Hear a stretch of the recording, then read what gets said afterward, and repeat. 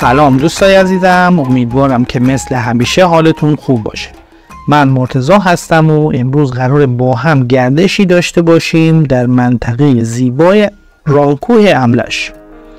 امروز جمعه 26 شهریور ماه و ساعت 11 صبح هستش.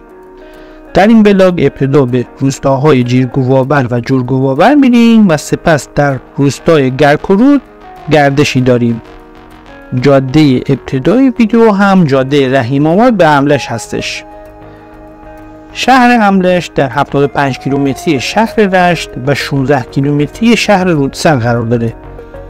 املش با تولید 32% چای ایران بزرگترین تولید کننده چای کشور است و آثار تاریخی این شهر بعد از هومن در جایگاه دوم استان گیلان قرار داره. املش یکی از دیدنی ترین مناطق استان گیلان از نظر سرسبزی هست و میتوان گفت جز بهترین هم هست. قبلا ولاگی از گردش در بازار سه‌شنبه این شهر در کانال قرار دادیم که لینکش رو براتون در قسمت توضیحات این ویدیو قرار میدیم. همچنین در منطقه تابستان نشین این شهر هم که جز مناطق گردشگری و دیدنی اون هم هست گردشی داشتیم که به زودی ولاگش رو در کانال قرار میدیم.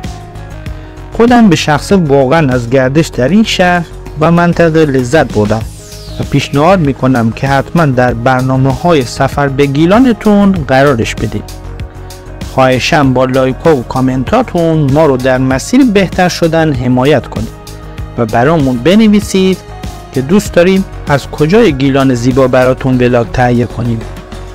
امیدوارم که از این گردش لذت ببرید.